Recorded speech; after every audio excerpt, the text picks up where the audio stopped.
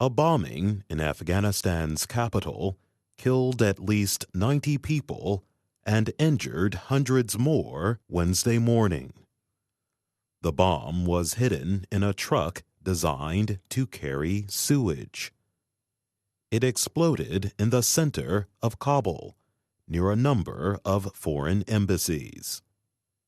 The Reuters news agency said it was one of the worst bombings in a city where terrorism is an ongoing threat.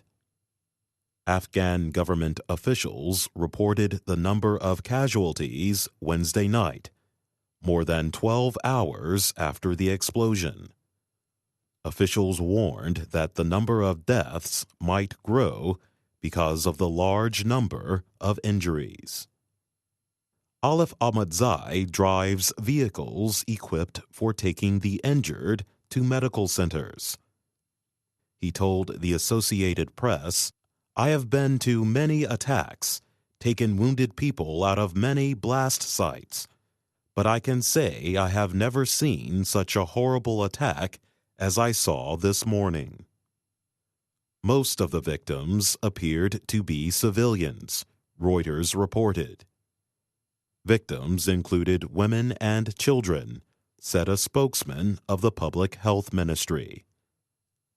But the dead also included Afghan security guards, including 9 guards working at the United States Embassy.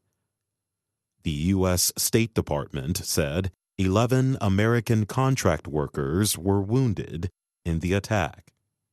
Mohammed Hassan, 21, was attending training at a bank close to the area where the truck exploded. "It felt like an earthquake," he told Reuters. Hassan had a bandage covering his head wound, but blood covered his white dress shirt. The bomb hit the diplomatic area of Kabul, damaging many embassy buildings and vehicles. There were no early claims of responsibility. The Afghan Taliban denied responsibility.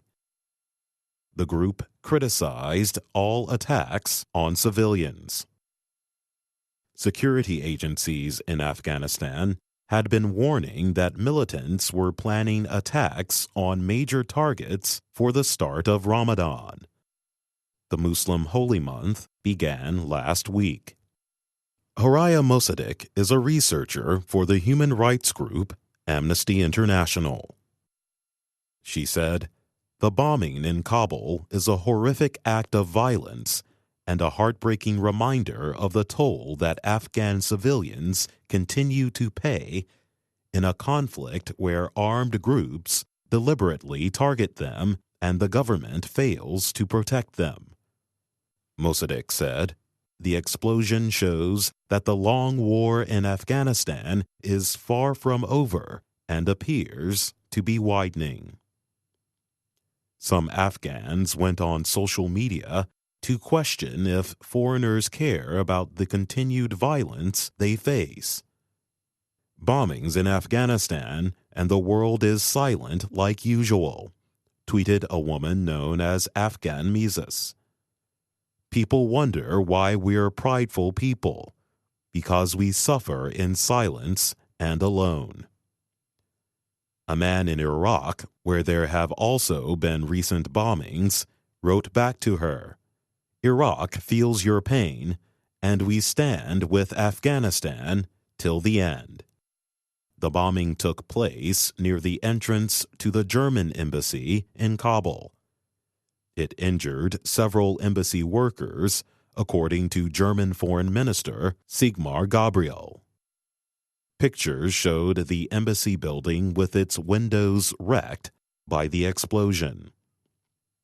Afghan President Ashraf Ghani called the explosion an inhuman and cowardly attack against innocent civilians during Ramadan. In Washington, a State Department official said, "The attacks once again show the terrorists' complete disregard for human life." I'm Jonathan Evans.